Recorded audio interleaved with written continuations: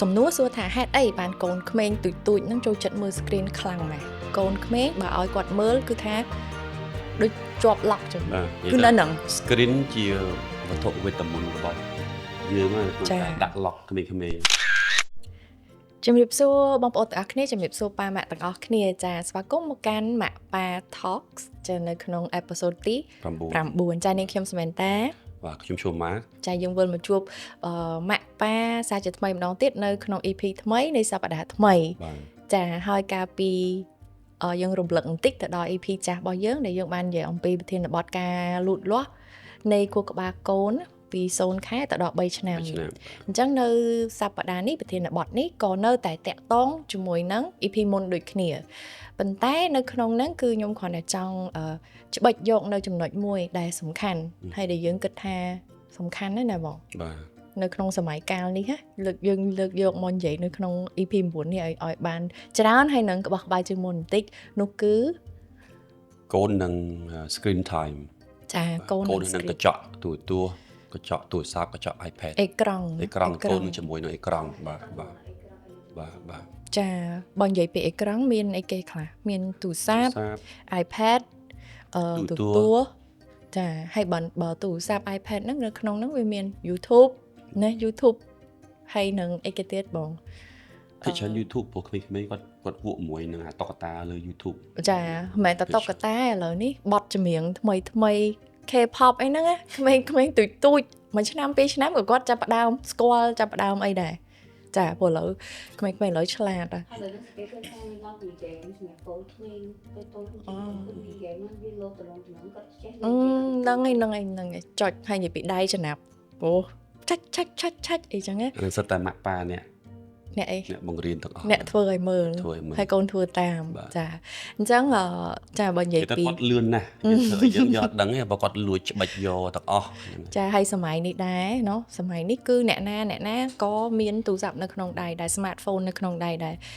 ខ្ញុំជឿថាសឹងតែ 90% ហើយមិនមែនមានតែមួយគ្រឿងទៀតគ្រប់គ្នាយ៉ាងហោចណាស់ក៏ទូរស័ព្ទមួយ iPad មួយដែរនិយាយពីប៉ាម៉ាក់ណាហើយអញ្ចឹងគឺទូរស័ព្ទ iPad ហ្នឹងនៅមួយយើងដូចកូនចឹងដូចគ្នាកូនក៏នៅមួយយើងកូនទៀតហើយគេងសឹងអោបកូនវាឡើយអត់បានប៉ះទូរស័ព្ទដាក់លើក្បាលតនេទៀតអូចាគ្នាចែកម្លែកបទពិសោធន៍ពិតប្រាកដចាអញ្ចឹងហ្នឹងហើយ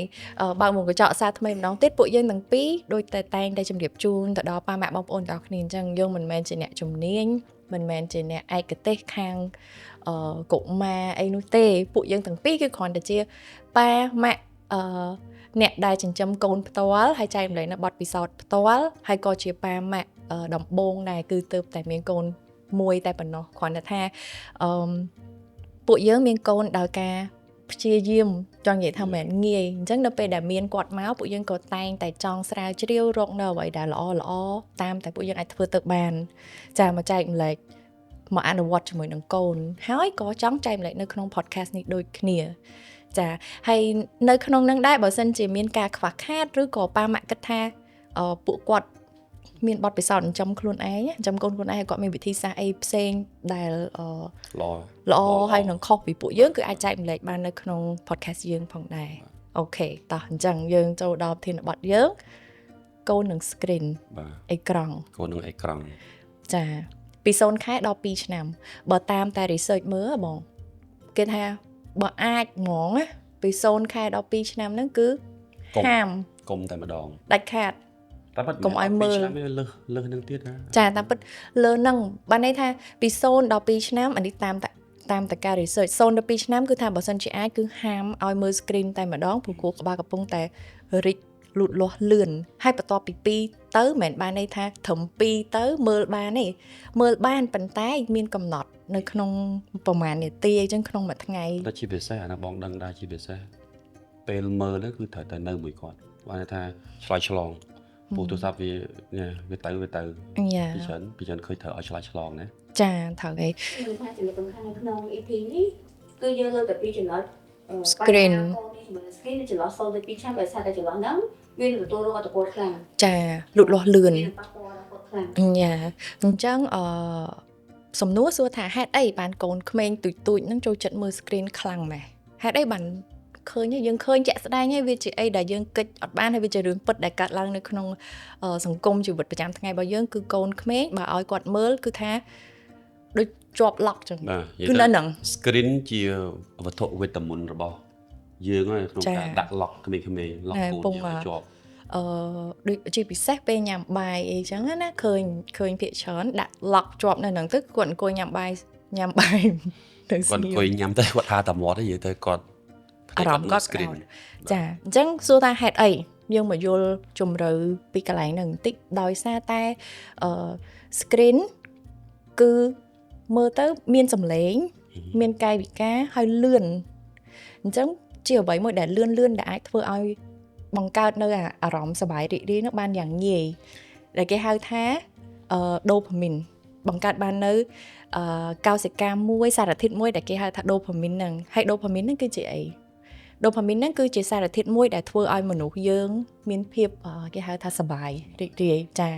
អញ្ចឹងតើថាមនុស្សយើងមានភាពសប្បាយរីករាយហើយគឺវាคล้ายទៅជាញៀនហើយមែនទេបងតែសប្បាយហើយគឺជាប់នៅនឹងចង់មើលតែក្មេងៗតាមដែលយើងធ្លាប់ដឹងអានេះក៏ដូចជាគេសិក្សាមកដែរឃើញនេះគឺចិត្តធ្វើអីលឿន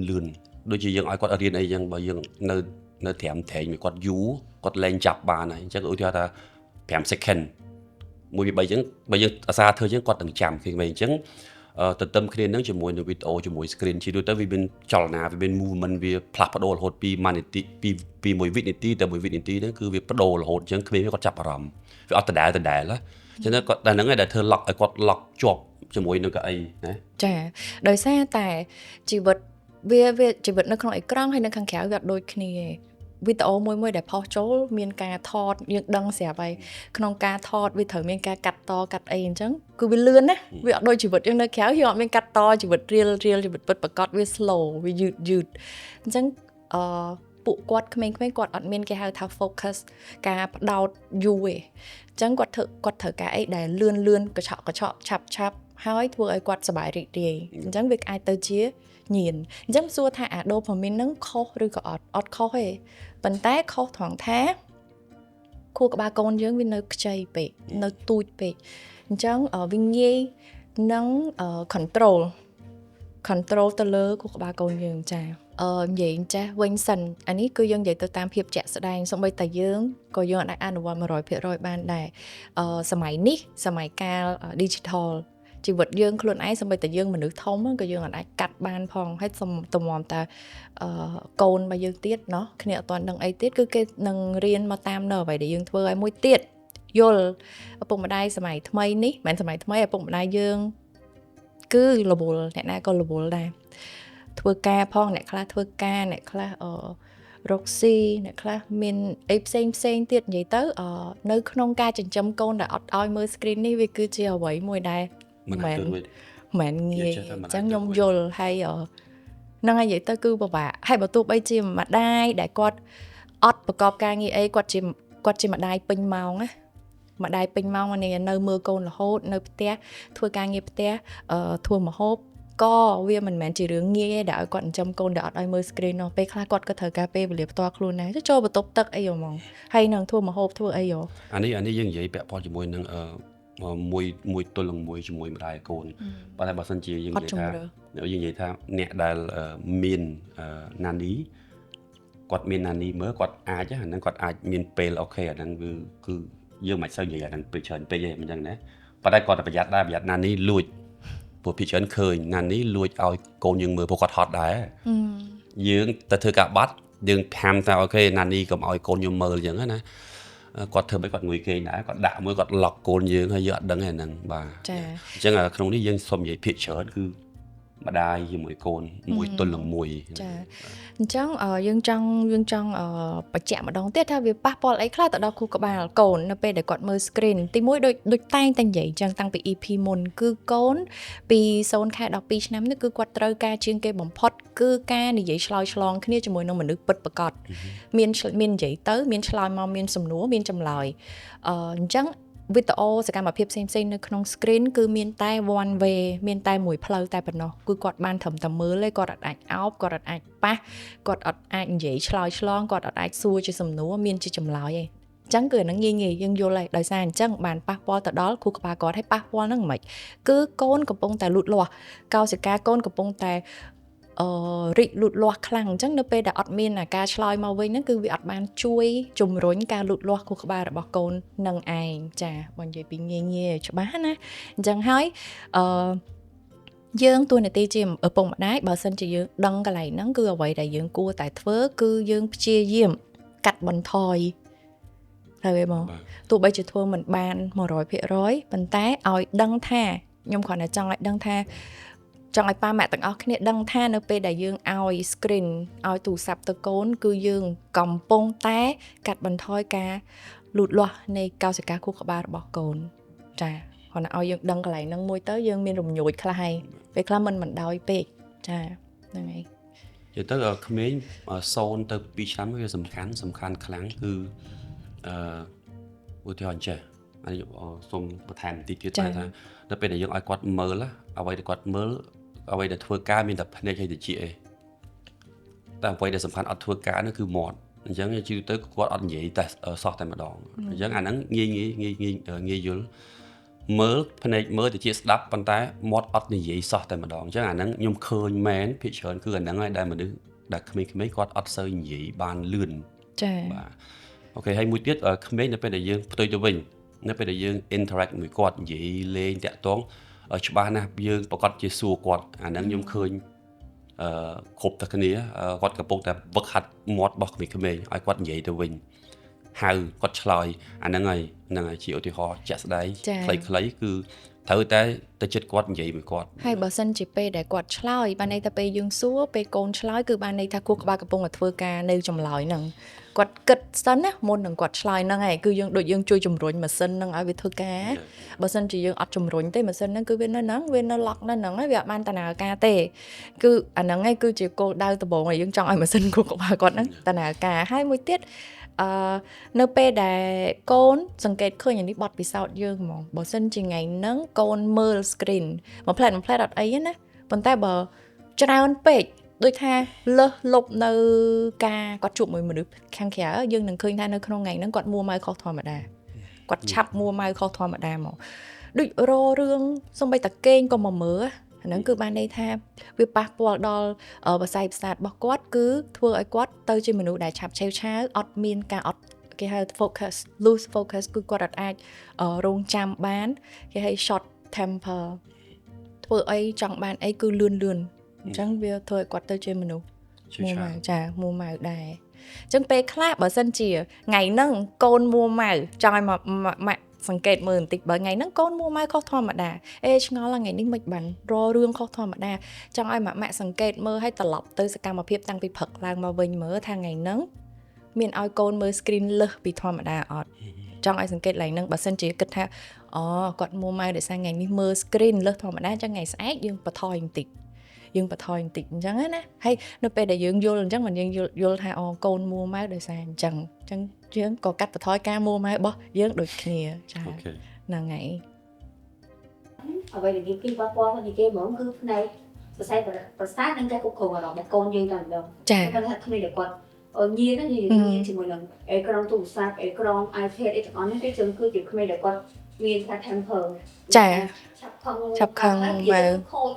ខូចខ្លាំងហ្មងអារម្មណ៍គាត់មួម៉ៅអញ្ចឹងមនុស្សអារម្មណ៍ល្អតែយើងមនុស្សចាស់ហ្នឹងខ្ញុំចង់និយាយតែយើងមនុស្សចាស់ពេលយើងមើលទូរស័ព្ទមើល TikTok អីហ្នឹងអស់មកពេលខ្លះញៀនណាយើងមនុស្សធំផងយើង control ខ្លួនឯងអត់បានពេលខ្លះយើងគិតថាអញ្ចឹងខ្ញុំមានពេលតែ10នាទីមើលសិនសុំតែ10នាទីតែ10នាទីយើងភ្លេចខ្លួនមើលមកម្ដងទៀត1ម៉ោងបាត់អាហ្នឹងគឺអញ្ចឹងវាទាញទៅហ្មងមិនតាំងក្មេងឯងគឺតាំងមនុស្សចាស់ហ្នឹងហ្មងគូថ្នាក់គាត់ចង់មើលអីពេលនឹងគាត់កំងអីបានខ្ញុំតែពេលគាត់ត្រឡប់មកតាក់តងជាមួយនឹងមនុស្សពិតវិញវាទៅជាមួយដែលយើងត្រូវប្រាប់គាត់ត្រូវបញ្ជាគាត់ត្រូវគាត់ធ្វើតាមយើងវិញអាហ្នឹងជាអីដែលគាត់អត់អាចបត់មកព្រាមឲ្យយើងគាត់ត្រូវនៅពេលដែលគាត់មើលទូរស័ព្ទហ្នឹងហើយគាត់បញ្ជាគាត់ចង់មើលអីមើលនឹងស្ថានភាពមិនគាត់ចង់មើលអញ្ចឹងតែដល់ពេលគាត់មកជីវិតពិតគាត់ត្រូវតែរងចាំគាត់ត្រូវតែទ្រាំគាត់ត្រូវតែទទួលយកថាអូខេយំបែបហ្នឹងគេអត់ឲ្យត្រូវតែយំឬក៏ត្រូវតែឈប់អញ្ចឹងទៅនឹងគាត់អាច learn ទៅបាទចាអញ្ចឹងបើសួរថាប៉ាម៉ាក់ដែលគាត់ឲ្យកូនមើល screen បើសិនជាពេលគាត់មើលចំ EP នេះ ហើយគាត់ធ្លាប់ឲ្យកូនមើលហើយដូចនិយាយពីដើមអញ្ចឹងពួកខ្ញុំទាំងពីរសូមដើរតួនាទីជាប៉ាម៉ាក់ជំនួសប៉ាម៉ាក់មួយចំនួនដែលគាត់រវល់ហើយគាត់អត់បានមានពេលគាត់ដឹងដែរប៉ុន្តែគាត់គ្រាន់តែអត់បានមានពេល research បន្ថែមហើយគាត់អាចស្ដាប់នៅ podcast នេះយ៉ាងហោចណាស់ក៏សង្ឃឹមថាយល់តិចតួចឬក៏យកនៅអ្វីដែលពួកយើងបានចែករំលែកតិចតួចទៅដែរដើម្បីអនុវត្តជាមួយនឹងកូនបានន័យថាកុំមានអារម្មណ៍ថាបើធ្លាប់ឲ្យកូនមើលហើយកុំបន្ទោសខ្លួនឯងកុំមានអារម្មណ៍ថាខុសអីចឹងណាកុំមានអារម្មណ៍ចឹងកាលដែលធ្វើប្រធានបទនេះឡើងក៏គ្រាន់តែចង់រំញោចហើយនឹងចង់ឲ្យយើងទាំងអស់គ្នាជាប៉ាម៉ាក់ដែលមានកូនទូចនៅក្នុងវ័យនេះពី0ខែដល់3ឆ្នាំ0ខែដល់2ឆ្នាំនេះយើងឲ្យមានគេហៅគេការប្រុងប្រយ័ត្នហើយយកចិត្តទុកដាក់ទៅលើចំណុច screen time នឹងតែប៉ុណ្្នឹងទេចា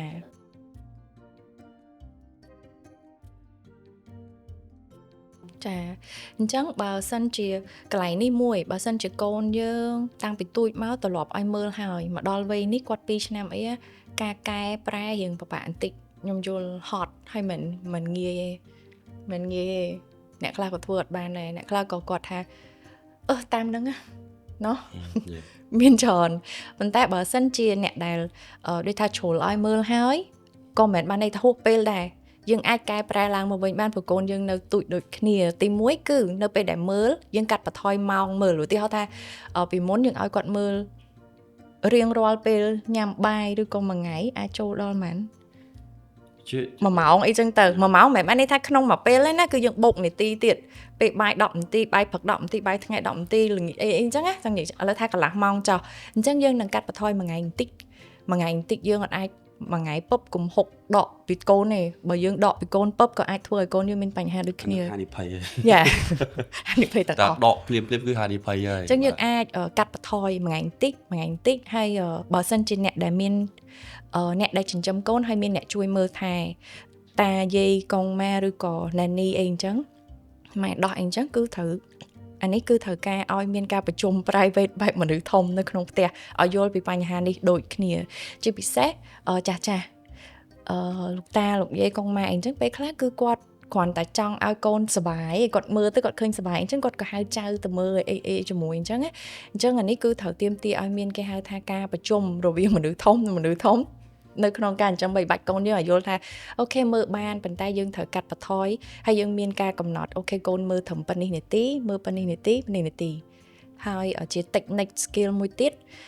ជា technique ខ្លះចែកម្លែកហ្នឹងគឺថាបើសិនជាអាចនៅពេលដែលមើលគឺយើងមើលជាមួយមែនទេបងយើងមើលជាមួយទៅហើយតែក៏មើលយូរតែគ្រាន់តែយើងមើលជាមួយហើយយើងមានការសួរមានការមើលចុច stop សិនហើយមានការសួរគាត់ថាអានឹងអីគេឲ្យគាត់មានការគិតទៅវិញទៅមកបន្តិចអញ្ចឹងទៅឲ្យមាន interact ជាមួយនឹងយើងជាមនុស្សពិតប្រាកដហ្នឹងអាហ្នឹងក៏អាចជួយកាត់បន្ថយបានផងដែរចា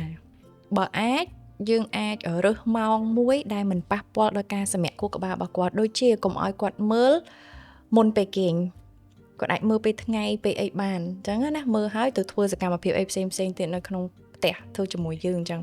ប៉ុន្តែយើងអាចកាត់បន្ថយថាមុនពេលគេងយើងអាចដូរទម្លាប់មើលទូរស័ព្ទមុនពេលគេងមកជាអានសៀវភៅឬក៏ស្ដាប់ចម្រៀងបើកចម្រៀងឲ្យគាត់ស្ដាប់មុនពេលគេងបានចានិយាយទៅបើសិនជា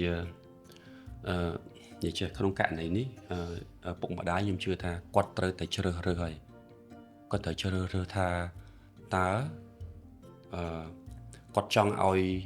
កូនគាត់មិនទៅថ្ងៃក្រោយខ្ញុំជឿថាគ្រប់គ្នាទាំងអស់គឺពិបាកហើយគឺមានពេលមួយมันអាចនៅជាមួយកូនខ្ញុំជឿថាអញ្ចឹងគឺអត់អាចតែម្ដងអញ្ចឹងហើយក៏ខ្ញុំជឿថាគាត់បខំចិត្តទេគាត់ត្រូវតែឲ្យអូខេមើលបន្តិចប្រជុំមួយសិនចាំផ្លែតប្រជុំផ្លែតមកវិញអញ្ចឹងខ្ញុំជឿថាអានឹងគឺជាការជ្រើសរើសមួយដែលត្រឹមត្រូវហើយ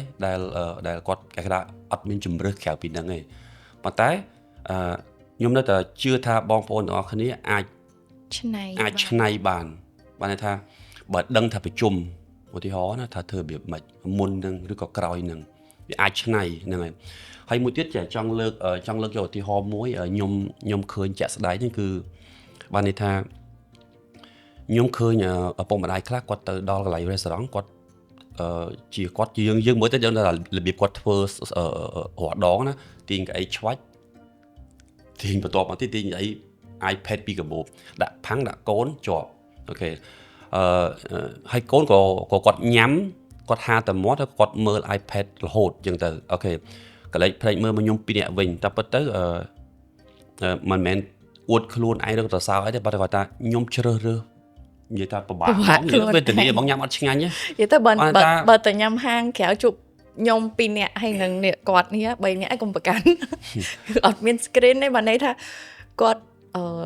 ឡូឡាគាត់រត់គាត់យំគាត់អីអញ្ចឹងគឺយើងធម្មជាតិអញ្ចឹងខ្ញុំចង់ប្រាប់ថាខ្ញុំជ្រើសរើសយកអត់ឆ្ងាញ់នៅពេលហ្នឹងខ្ញុំជ្រើសយកឆ្លុះគ្នាក៏មានដែរខ្ញុំថាចេះអូនដូចពេលគាត់ចាំថាគាត់ញ៉ាំអត់បានដល់ពេលវាចៃដន្យពេកគាត់ហៅយើងទៅហើយដល់ពេលយើងទៅយឺតគាត់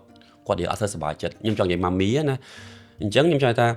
យើងបានជ្រើសរើសបាត់ហើយជ្រើសរើសយកថានេះអាពេលវេលាហ្នឹងខ្ញុំគាត់ចេះអត់ឆ្ងាញ់ហើយគាត់ចេះហត់គាត់ចេះដើរតាមកូនហ្នឹងហើយក៏ប៉ុន្តែសួរថា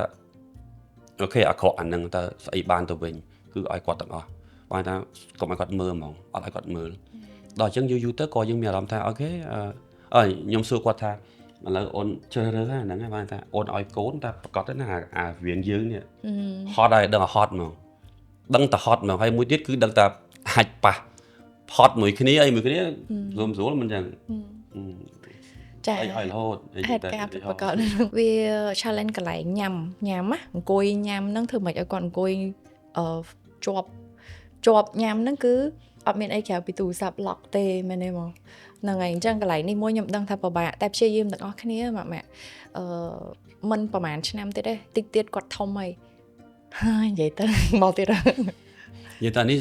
ពិបាកសម្រាប់អ្នកមួយទល់មួយជាមួយកូនអ្នកដែលអត់មានណានីគឺពិបាកខ្លាំងអ្នកមានណានីយ៉ាងហោចណាស់មានគេដើរតាមហ្នឹងហើយគាត់ថាចាគាត់ថាសម្រាប់ខ្ញុំ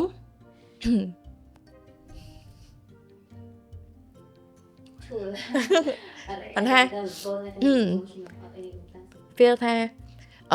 បើសិនជានៅអត់ប្រហែលឆ្នាំទៀតទេដែលយើងនៅរត់តាម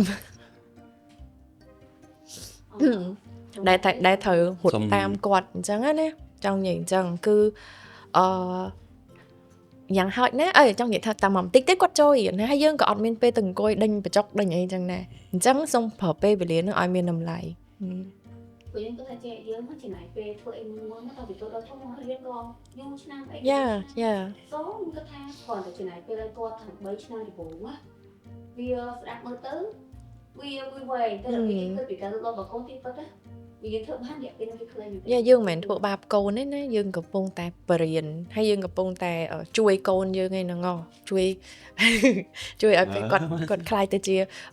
មនុស្សម្នាក់ដែរដូចនិយាយតាំងពី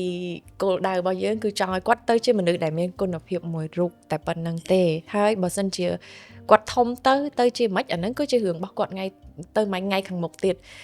យើងដឹងតែថានៅក្នុងពេលបច្ចុប្បន្ននេះអ្វីដែលយើងអាចធ្វើទៅបានគឺយើងព្យាយាមធ្វើឲ្យអស់ពីសមត្ថភាពតែប៉ុណ្្នឹងចាអូខេ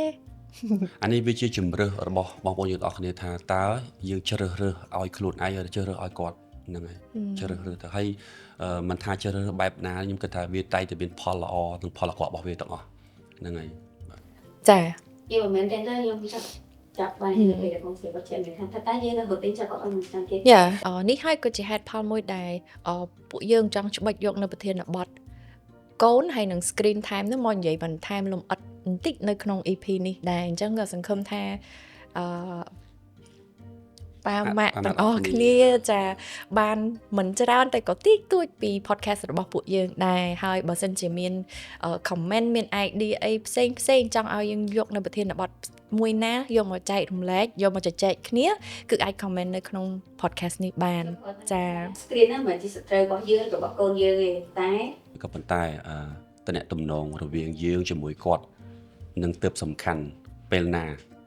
យើងអាចមានឱកាសមួយគាត់ជាងទៀតឧទាហរណ៍ថា 3-4 ឆ្នាំទៅមុខទៀត